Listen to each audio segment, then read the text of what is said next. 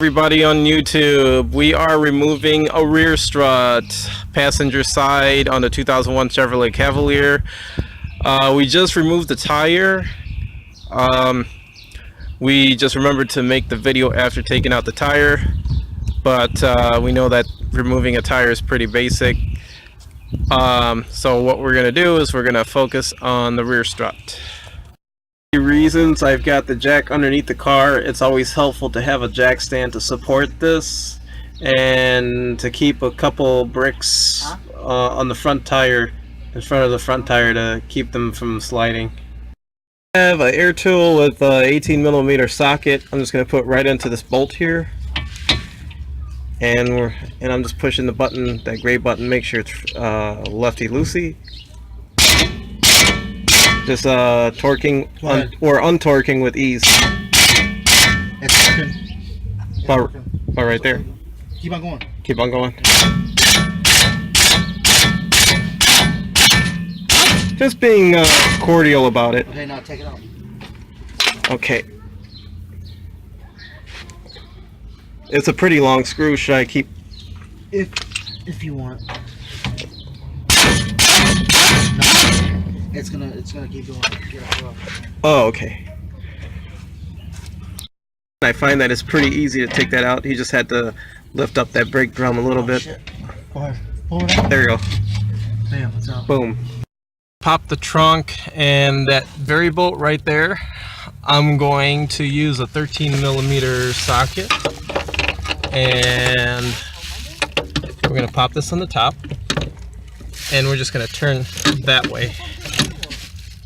Just going that way, making sure the bolt is going leftward so we can loose it. So I'm going to set it right over here so I won't lose it. So I'm pulling out of the trunk to crawl back underneath here, and there are two bolts here. These are 10mm bolts, and I'm just applying the socket so that I can start unscrewing them out. So I'm going to take this out with ease. It's resting on the drum, so we should be okay. You might want to push this down just a little bit. Alright, he's going to step on that. Go ahead. There we go. Open sesame. That's it. This is the new strut we bought from AutoZone. It's the brand is Gabriel. Looks pretty good. Mm-hmm. The nut goes on. The nut from there that he took off he took off inside the trunk. The nut goes right here, and the two bolts go right here. It goes like this. The nut goes up top of here. The two bolts go right here. This goes into the This part right here, what he's talking about. I don't even know what the hell it's called. I'm doing it. Huh. We're just gonna. He's gonna set it the bottom on that part there. There, just put it right there for right now. Yeah. Let it sit. And then I gotta get my fat ass on the ground. Oh yeah, you're gonna put the nut on. Okay. Yeah, go in the trunk and put the nut on. Hold on. Thing. Not yet? Nope. You gotta nudge it a little further. There we go. Alright, go ahead. We're gonna put that 13mm bolt back on top there. Is it screwing on easy? Yes. Oh, you can reuse the old bolts. Yeah, I'm gonna reuse the old bolts because the other ones, I don't know, they look janky as hell. So this is the old bolt. I'm gonna reuse it. Okay. If they're still in good condition, you can still reuse them. I don't see why not. Okay. We did that to the other side and we had no problems. So fuck it. Okay, so he's applying it right back in there. Oh, he's still doing it right. A strut or a shock replacement can be easy if you let it be easy. I wanted to add a word of advice here. It's normally you should be using a torque wrench to torque them to specs, but I'm not putting them on like I'm putting them on tight, but not to the point where it's so tight that I can't turn it anymore. I'm putting it on there snugly because you got a nut that's on the top, on the other top, on the side, on the other side, inside the trunk. You got a nut on there, and it's being supported down here also, so it's not really gonna go anywhere. Just tighten them to where it gets real, real good and tight. It's like snug, and you should be fine. It's not really gonna do anything bad to it. It's gonna tighten up that other bolt. Yeah, it's going in perfectly. Nice. This might actually take less time. And usually if it comes out, the other side we had a little bit of a problem with because we put it down here first before we put it up. And we were having a hard time to line it up, so we did it the opposite way. We put it up first, and then we're going to put it down. As you can see, it's actually making the job easier. And we're going to show you. He's going to snug that out. See, I'm still turning it? Yep. It's tight. One more little spin. Bam, it's snug. Look.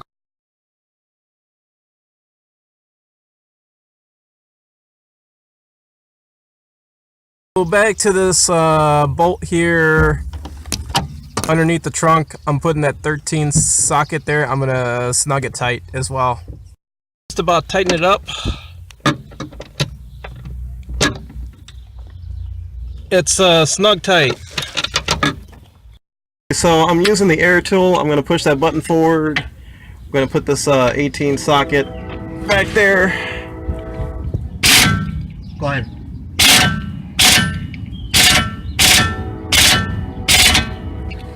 Keep on Just going. making sure that's... Go.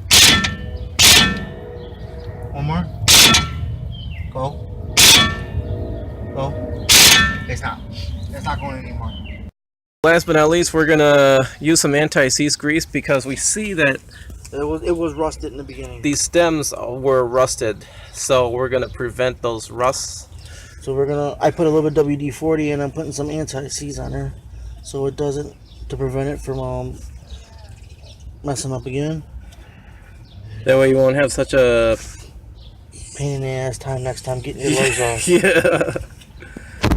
I mean, you don't have to put like a whole bunch on there because as you turn it, as you spin it, it'll help lubricate itself as it spins. But put a little tiny bit on there. You don't have to really overdo this.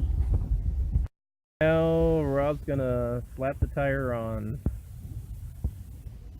and this one's a pretty straightforward thing. Yeah, it doesn't take a mechanic to do this. Any man or woman can do this. Only hard thing is sometimes the tire or the drum would like to spin. In this case, it came out pretty fucking good. We didn't have to really do no shit to it, so. He's gonna put the lugs on accordingly. Where the other two? Anyways, I realize I'm a day late and the lug nut's short, but it's okay. 4 out of 5 ain't gonna kill me. That's not. Okay. Now we just use this. And I think this is I don't know if these are 19s or yes, these are. Okay, these ones are 19s, but I don't know what size yours is gonna be. 19s. Okay. 19s. Okay, forward. Best way to check is to. And you want to do it in a star pattern. He's doing it in star patterns. Nope. There we go. Well, this one I'm not going to do in a star pattern because one's missing. Oh, okay. Is that on there?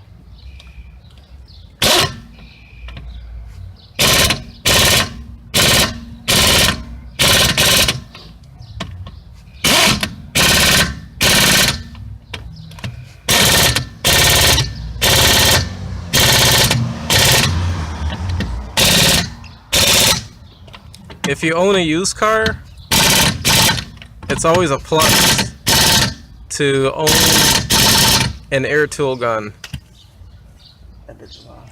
because it'll definitely make the repairs a lot easier. Struts in there, everything's in there. So it's good to go, and we're gonna lower the jack down. Okay, I lowered the jack. carefully. Okay. All right, so Rob, can you demonstrate? Before we didn't do it before. Oh, okay. So Now, it's hard to press down because they're new. before killing me here, man. Okay, go ahead. Before this gap right here was smaller. Now it's higher. Rob show we got the job done in about an hour and a half of time to 2 hours approximately, but I believe it was an hour and a half. How do you feel about accomplishing this task in a short period of time? Well, first of all, from our experience yesterday, it was a little easier because we knew exactly what to do. So, and plus the bolt came out a little easier. It was a little easier. But basically, whatever mistake we did yesterday, by where to jack it up and how and stuff like that, I jacked it up in a different area, and it was easier for the bottom part to come out. We knew which way. We knew how the bolts went, how the nut went, and once you do the first one, the second one will always be easier because you know exactly what you got to do to get it off and put it back on. Only thing I can say. All right, and that's all for the Rick and Rob show. Thanks so much for watching. Rate our video and like and subscribe.